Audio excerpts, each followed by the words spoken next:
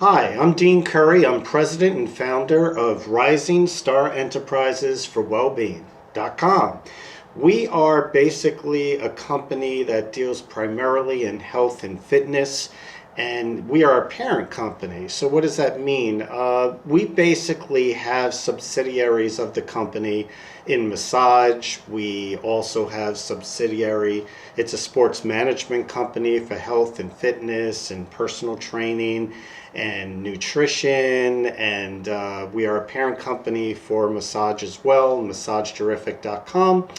And we are also a sports management company, so we also do sports commentary, analysis, things of that nature, and we also evaluate sports injuries and sports nutrition, mostly in the area of American football. There's a lot of commentary and analysis that I do with our sister company, Fantasy Football RSVP.com. And we give very different insights on all areas of sports and fitness and sports training and those types of things that I've been doing myself as president and founder for the better part of 3 decades. However, there is one area of my company that I take great pride in all the areas of my company of mind, body, and spirit.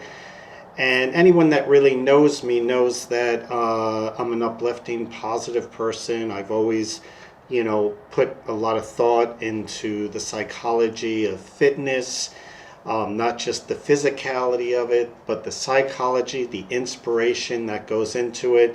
And those of you who know me really well know that I am a deep thinker. And I have spent time and still do as a motivational speaker. And I take a very different approach to motivational speaking. And the basic premise of this video and more or less what this whole video is going to be about is inspiration, motivation, and living your dreams. And we've heard these terms kind of thrown around, live your dreams, and people telling you to get pumped up to level 10 levels, and you need to do all these things and focus on this and dress for success. And I mean, you hear a lot of great things. And one of the reasons why I became a motivational speaker or inspirational speaker or self-help inspirational author, there's many names for what we do. Some people call it a life coach. I don't think that motivational speakers or anyone for that matter has the right to coach you on your life. What they can do, I just have always been bothered by that term. And I'm sure it's meant in a good context, but it's been bothered because nobody should be managing your life and nobody should be telling you how to live your life. But what we can do as motivational speakers or self-help inspirational authors is we could basically, talk to you in ways that basically gets you to know yourself better. And I have always believed that the more you know yourself, and the answers are all within you, and the better you understand yourself, the better you're going to do in life. And it's like a treasure. I know, you talk to some people and they're like, oh, I have all the motivation I need. I'm all set. No one's all set.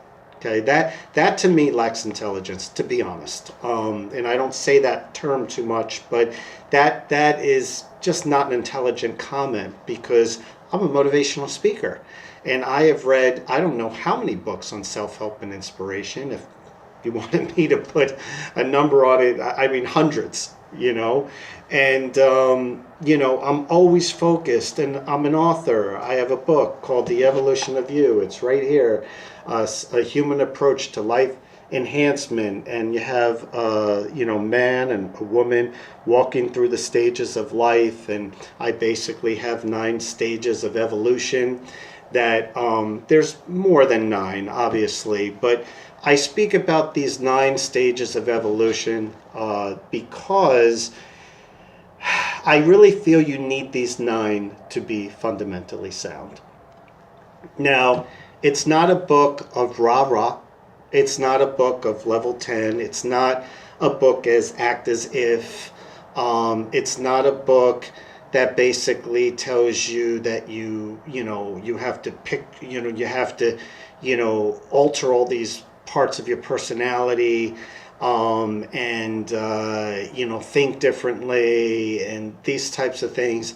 If that's the book you're looking for, or that's the video you're looking for, this is not it. Okay, because I don't believe really in any of those things. And I know a lot of these things are said to be helpful, but these are a lot of the things that I read through the years, for many, many years, searching for answers, as a lot of us do. And a lot of motivational, inspirational speakers actually spend a lot of time reading a lot of books of motivation and inspiration. And then eventually they kind of find their own niche and their own way of doing things. And notice how I just said your own way of doing things. That is the premise of my teachings and what I do. Is I'm not going to tell you that I have a one size fits all philosophy, and if you follow it, it just works for everyone. And this is what I did for many years, reading many, many books. So many I can't even count, and I tried so many different philosophies. And although some of it may have been helpful, not knocking all of it, a lot of it could have been helpful in a lot of ways, I was still kind of left not knowing where to turn or the answers. And I didn't really feel like I had a good handle on who I was and what was special about me, and really finding my internal fire, and I tried and exhausted many different things. And then I started thinking, that there really isn't a book to me that in inspiration, motivation, that really focuses primarily on self-discovery. And certainly there's some books that do, and spiritual books and stuff like that. I'm not saying that, but a motivational book to live your dreams that was primarily based on self-discovery. And, to the level of writing a book that basically puts a mirror in front of you and shines the mirror on you, so you have to face yourself. And there's very clever ways to speak as a motivational speaker, or I call it a life balance consultant, not a life coach, because what I do with a lot of my clients is I basically restore balance to them, because there are many things, just like in massage, there are many things when a massage client comes to me, just to give you an example, where they have different ailments or different parts of their body are hurting, or basically the system is clogged up in some form or way. And it's not functioning properly. And as a massage therapist, you got to connect the dots and connect the system, create blood flow, create elasticity in the tissue, and then get the body working and functioning correctly again. And that's more or less what I do as a motivational speaker. All I'm really doing is finding ways to find out more about you, and I'm good at it.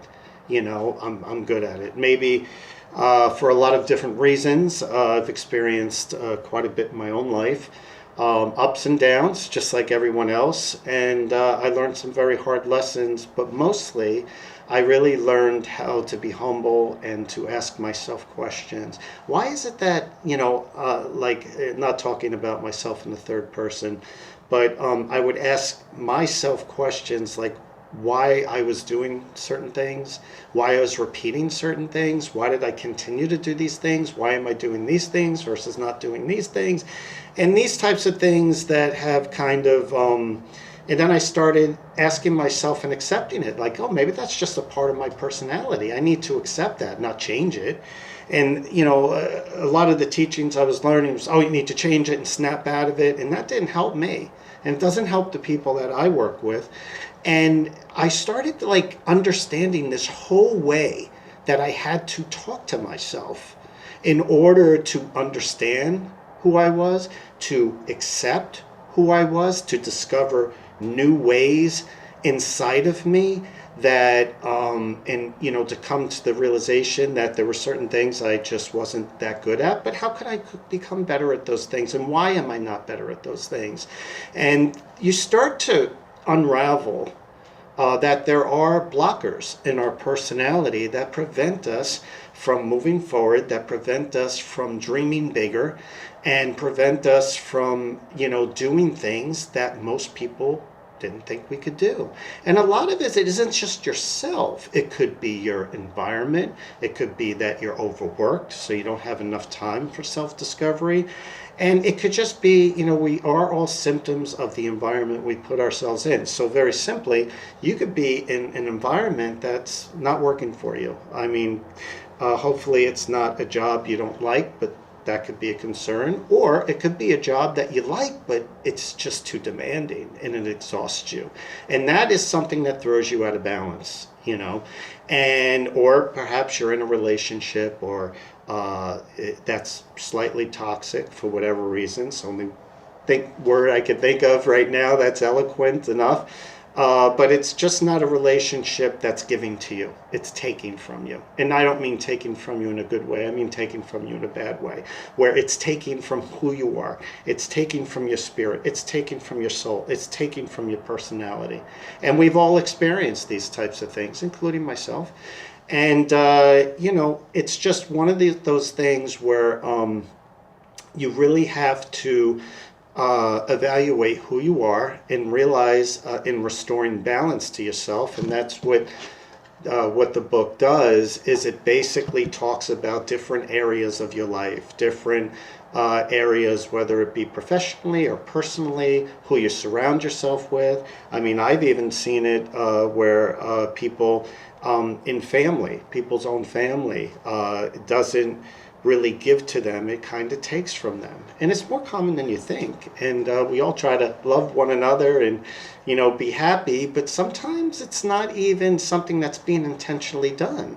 You could have a certain personality clash in a family or in a marriage or with even at your job or people in your community, and sometimes people aren't even aware of what they're doing. It's just their personalities clash with yours, and then you start getting that heavy feeling. So what the book basically does is it digs you back out and restores balance to a point where you don't feel the pressures of a relationship, or you don't feel the pressures of a toxic marriage, or a toxic business environment, or a toxic community. Certainly if you have a great marriage and a great relationship and a great family, and those things are giving to you, those things are going to help you get better balance and, those types of things. And, the book will still talk to you about why you may not be where you want to be, or maybe you're satisfied with your life, but you just want more. You want to create more for yourself, your family. You feel low. Like, I saw in a movie, I still have something in the basement, meaning I still feel there's something left in my life I haven't accomplished. And how do I do it? How do I go about it? And the book basically breaks down ways to think, where you can start asking yourself these questions and start developing ways to talk to yourself that start to discover things you never knew about yourself. And that's why I like to think of my book more as a mirror, okay, than a vice to get you all pumped up. And I shine the mirror in so many different ways, in so many different chapters. And I mean, I've had people, read my book, their words, not mine, where they said, and I tell people read one chapter a day. And I purposely made my book very thin, okay, and the chapters are about 2 chapters long, because I tell everyone read one chapter a day, because it's a motivational book. It's not meant to get all these ideas and let them all sink in within one day reading. And I really tell people to read one chapter a day. It's only a couple of pages, because I'm trying to give you a thought, and then the whole idea is to think about it. And certainly I have clients that got the book and they read it and they're like, oh, I read it over the weekend. And I was like, totally not the point. And I even say it in the beginning of the book, in order for this book to work for you, you have to do it the way that I wrote it. And it was written in a way where you have to ponder thoughts. It's extremely provocative. It provokes thought, and you have to think about these things. Sometimes it's better to read a chapter a week or a chapter every few days. and then think about how these things, and certainly have a notepad and write things down. And I have things in here where, you self-discovery, where some people like writing and keeping a diary and those types of things. And I talk about that, and you could do that as well. I actually advise doing that, but some people don't like writing, and those types of things. So what I want to do is talk to you a little bit about your dreams. And I'm going to read to you some passages in my book that have sustained a lot of people to great things. And I'm going to pick out 3 chapters they're very short. They're basically like a page or 2 long. And one of the chapters is called Be Yourself. And, think about that. Be yourself. And it sounds like such a simple thing to do, but it's not. A lot of people get caught up in speaking a certain way and acting a certain way, or how does society want us to act, or they try to, not accept how they're feeling a certain day and try to snap themselves out of it and pop into a different mood, which actually makes it only worse. So be yourself. There's a lot more that kind of goes into it, and get inspired by the beat of your own heart. And that's more or less what I was talking about. You have to basically, to be truly motivated and inspired, and talking from personal experience, there were many years, where, or there are many years where people will try a lot of different formulas, but there's no formula. You just have to look within yourself and move by the beat of your own drum. So let me just read the opening paragraph. Many people in our lives may attempt to dictate to us as to how we should behave. And that, again, goes to community pressures, cultural pressures, marriage pressures. It could be anything. There are reasons for this. Sometimes it can be self-serving for these people to give you their advice in hopes of resolving insecurities that they may have. Now, insecurities is a strong word. I was trying to be emphatic right there. It may not even be insecurities. It may just be a person that thinks a certain way because that's how they were taught, and they don't even see it as an insecurity. But I was trying to be emphatic and use a stronger word there. But it could be basically, anything. And what basically happens is, if you're around a community or something like that, and you're trying to achieve something in your own life, and this is part of self-discovery, and you're around people where they haven't realized that trait, in themselves. Let's say, for example, since it's the name of the tape, you have always been in a certain job that you didn't want, and now you're going to go into a brand new field and be an entrepreneur, and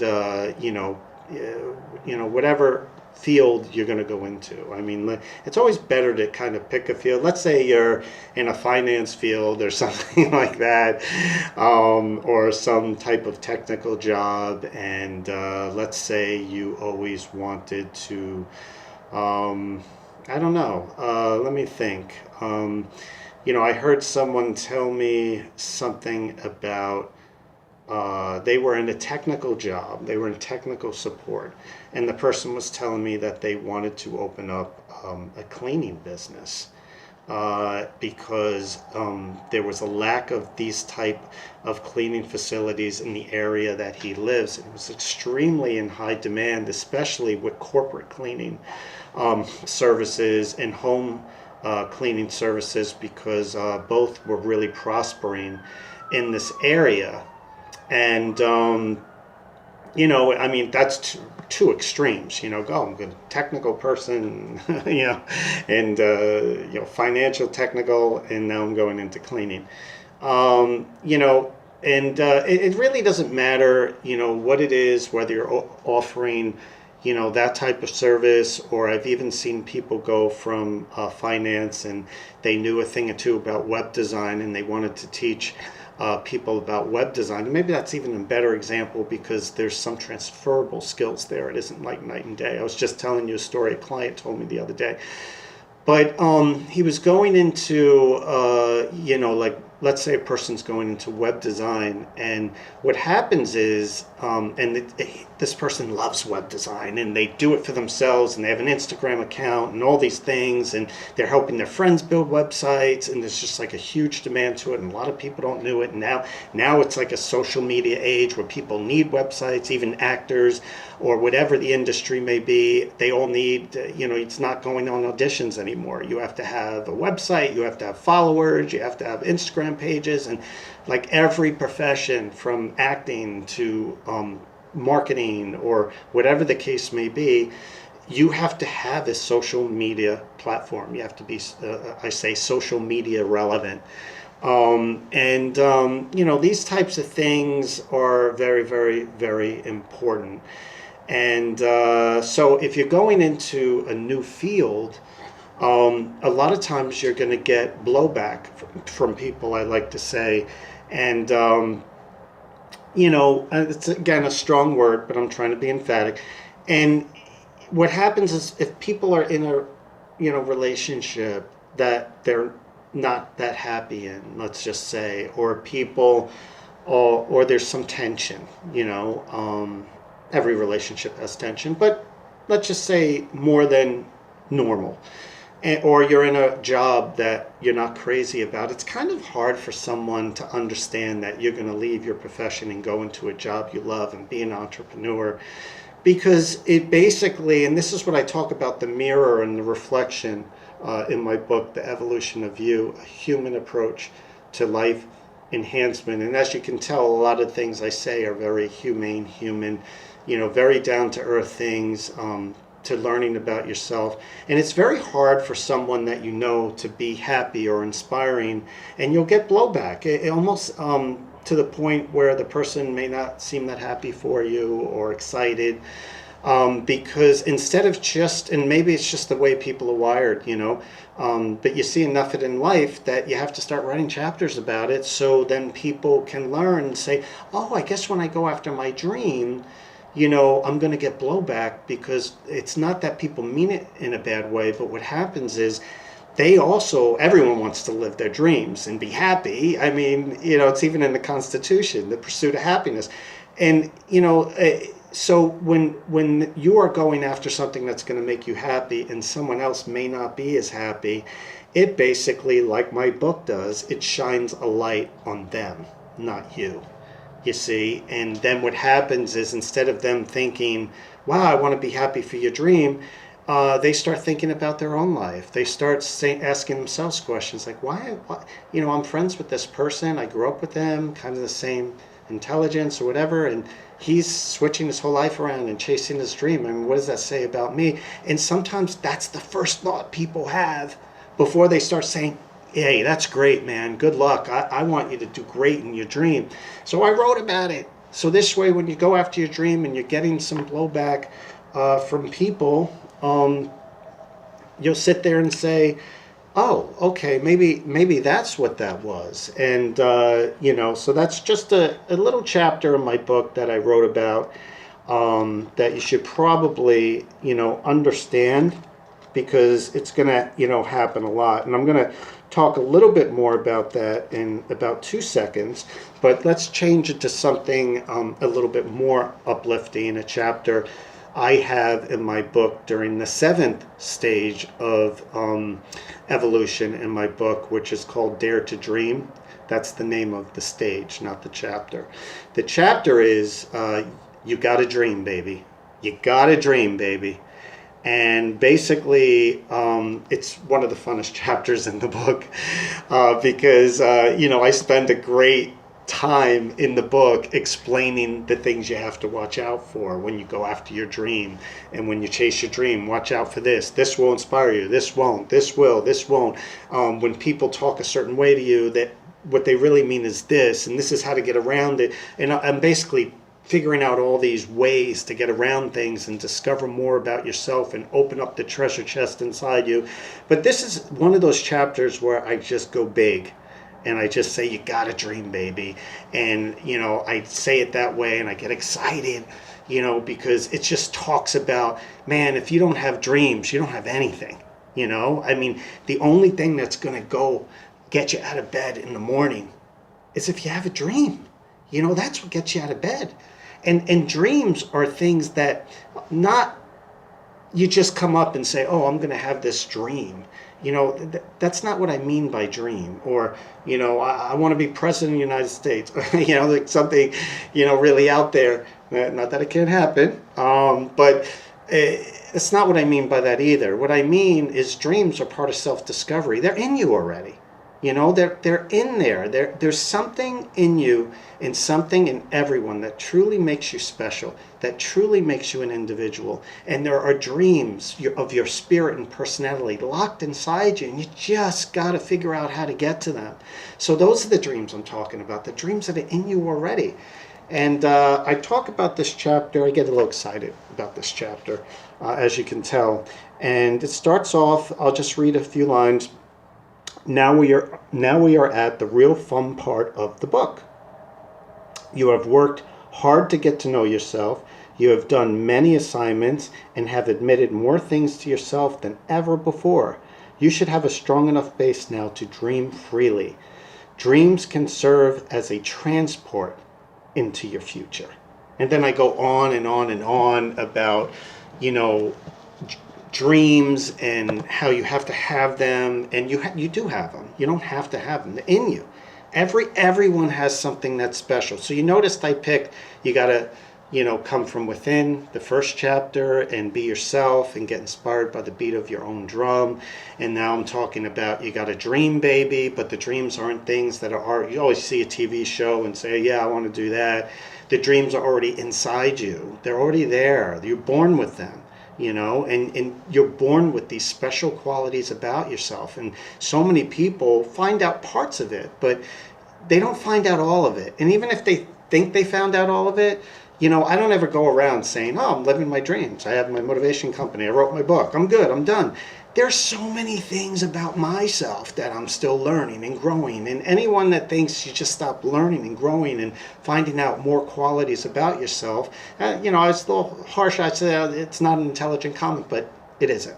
Because an intelligent person, a mature person, a person of wisdom, you know, I remember reading something that someone that's extremely well cultured and schooled, or has a very, you know, high, I guess if they took a test and feel they don't know anything, you know, because there's just so much out there to learn, so much out there to accept, and no one's got it figured out, even me, you know. But I spend a good amount of time figuring out ways to find those special qualities in yourself. And you know, I have the company here, and you know, 3 companies now, and writing books on self-help and inspiration. I mean, years ago, I didn't have any of these things. You know, it's something I built based on self-discovery and finding out who I am. So listen, you gotta dream, baby. You know, you got to dream, baby. You gotta get up every day. And if you don't know what your dreams are, then you know, you got to start discovering who you are, and it's in there. Trust me, I know it's in there.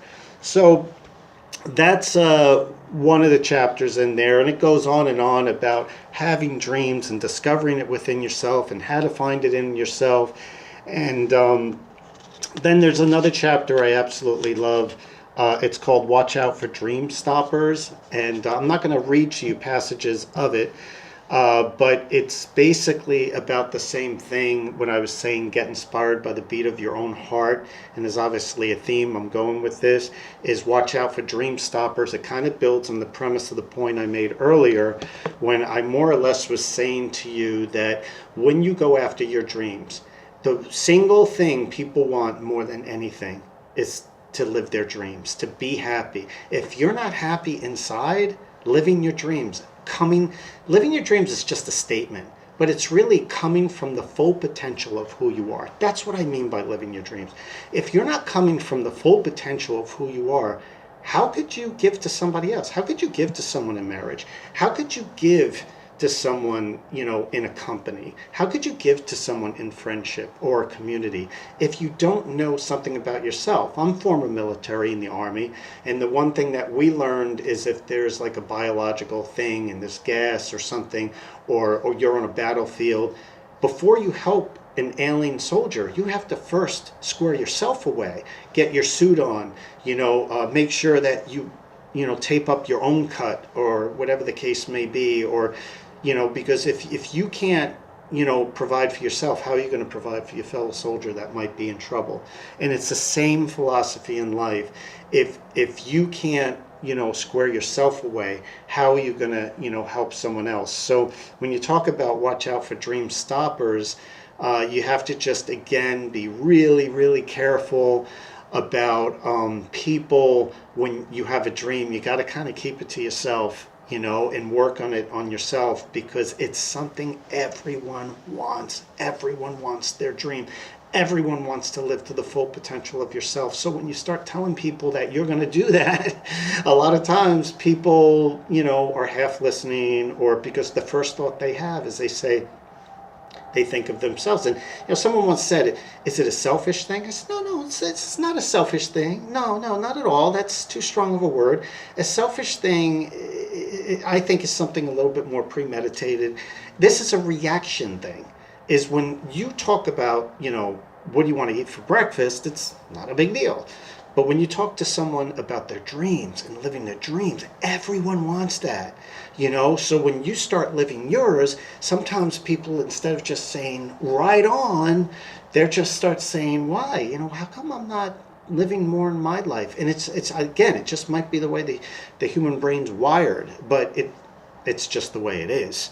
And when you understand that, and you understand that this is a thing that people do, it's not a big deal. And that's why I write about it. That's why I talk about it, you see.